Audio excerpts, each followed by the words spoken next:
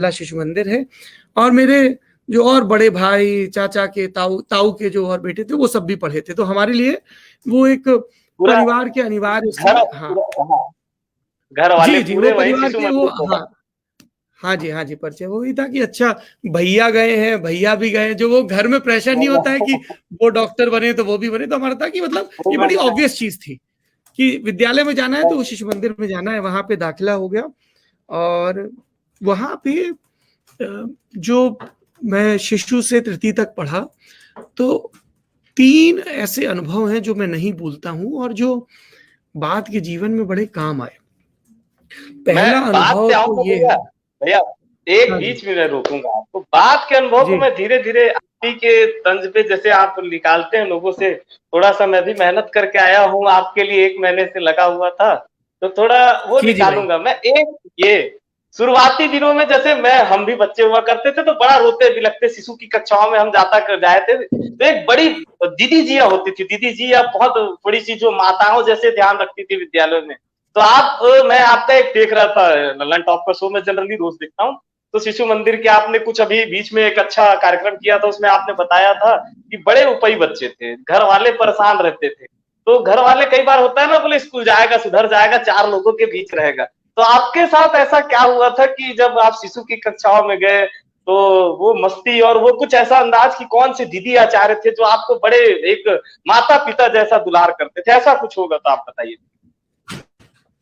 हमारे यहाँ परिचय 2 शिक्षिकाएं थीं और उनमें से एक थोड़ी-सी ज़्यादा बुजुर्ग थी, एक थोड़ी-सी कम बुजुर्ग थी। अच्छा, शिक्षिकाएं हम लोगों को सब बुजुर्ग ही लगती हैं और वो ऐसे माता का स्वरूप जैसे मिल गया आपको विद्यालय में, तो जी एक को जी हम लोग बड़ी दीदी बोलते थे, एक को छोटी दीदी बोलते थे।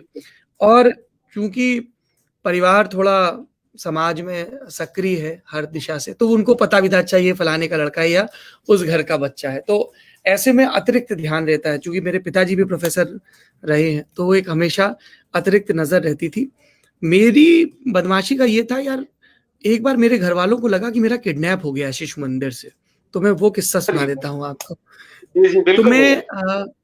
जी, मैं पढ़ता था, शिशु या प्रथम में था और हमको लगा कि साहब अभी तो शिशु मंदिर में पढ़ते हैं हम लोग, बहादुर बालक हैं, वीर बालकों की कहानियां होती थी। उद्यमेन ही सिद्ध्यंति कार्याणि न मनोरथे, न ही सुप्तस्य सिंहस्य प्रविशन्ति मुखे मुख मृगा। और वो भरत की तस्वीर सिंह के 32 हाथ दांतों बनते वाली। हुए। हाँ बिल्कुल, हाँ बस बस। तो हुआ ये कि एक रोज जब स्कूल की छुट्टी का समय था विद्यालय की, तो खूब जोर की बारिश हो रही थी। अब जब जोर की बारिश हो रही थी तो कोई स्कूल की बस से जाएगा, किसी को अभिभावक लेने आएंगे। एक मेरे साथ खड़ा था लड़का, वो जोर जोर से रोने लगा, मेरी क्लास का, शिशु या प्रथम की बात है। तो अरे अरे आचार्य जी ने देखा कौन रो रहा है, कौन है? तो बोले जी ये हैं। अच्छा कौन है? तो हमारे बड़े भैया हैं चतुर्थ या पंचम में।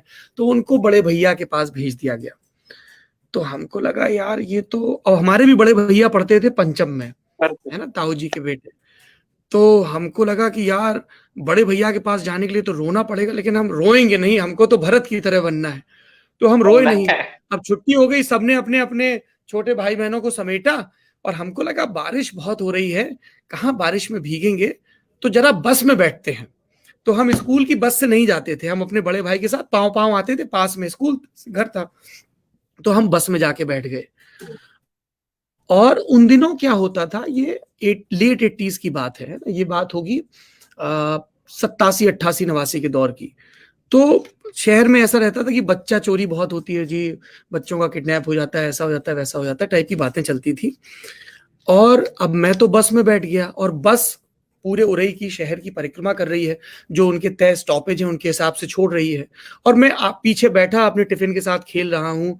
और वो टिफिन बॉक्स में ना ऊपर वो एक गोली होती थी जिसको पिलाना गोली होता था होती ऐसे थी ऐसे घुमा गोली। के। हाँ ऐसे, हाँ बहुत बहुत सही हाँ, बोले वो भैया। घुमा के उसको बीच में लानी होती थी सारी। तो मैं उसमें लगा हूं क्योंकि मुझे लग रहा है कि ये दुनिया का बड़ा जरूरी काम है और मैं इसमें असफल हुआ तो दुनिया में संकट आ जाएगा, मतलब, है ना। तीसरा विश्व युद्ध जब होगा तब होगा, फिलहाल तो धरती घूमती ये रहे इसके लिए इन तीनों गोलियों का बीच में जाना जरूरी है। मैं शिशु में था, शिशु या प्रथम बिल्कुल। में। अब वो बड़े भाई साहब ने हमको खोजा, नहीं मिले। फिर वो एक बगल में और बड़े भाई साहब पढ़ते थे, बगल में विद्या मंदिर था, उनको बताया गया। फिर घर पर खबर आई और बारिश हो रही है। तो अब उस बारिश में मेरे घर के सब लोग पूरे शहर में हमको खोजने में लगे हैं। जो दीदियां हैं वो घर के आसपास छाता लेके, जो पिताजी चाचा हैं वो कोई मोटरसाइकिल से, कोई स्कूटर से, पूरे उसमें खोजने में लगे हैं। और हम भैया सौरभ द्विवेदी विद्यालय की बस में बैठे, नगर भ्रमण हमारा हो रहा है। मतलब वो पहला संस्कार था कि देखिए पत्रकारिता में भी पांव पांव खूब चलना पड़ता है, भ्रमण खूब करना पड़ता है। अब 2-2.5 घंटा हो गया और बोला कि साहब अब तो कोतवाल साहब को बता दिया जाए, एफआईआर करा दी जाए, अब पुलिस भी खोजे। तो उससे पहले मेरा घर बिल्कुल जिस जगह पे है, हाँ, तो जिस जगह है वहां पे घर, तो बिल्कुल आखिरी में हमारे भैया खोज खाज के लौट रहे थे एक बड़े, तो उनको लगा यार ये स्कूल की बस जा रही, सब जगह देख लिया, यहाँ भी देख लेते हैं। तो उनने बस रुकवाई। अच्छा, वो बार बार कंडक्टर भैया पूछ ही रहे थे कि कहाँ जाना है। उनका बस थोड़ा ही आगे है हमारा घर, थोड़ा ही आगे है। और वो थोड़ा, अच्छा, फिर उनको कंडक्टर भैया को ये लगा होगा इनको हम वापस विद्यालय लिए जाएंगे। तो उन्होंने फिर घर के बिल्कुल पास से बस गुजर रही थी, तो बड़े भाई साहब ने बस रुकवाई और झांका। तो मुझे लगा कि ये तो बड़ा सहज है कि मैं बस में चढ़ा, मैंने गेम कंप्लीट किया और मेरे भाई ने झांका, तो मैंने उनको प्यार से आवाज लगाई, उनका नाम लिया और भैया बोला, तो वो हमको उतार के ले गया। अब उनका मन तो करे कि वो हमारे कानों की फ्लेक्सिबिलिटी को नाना प्रकार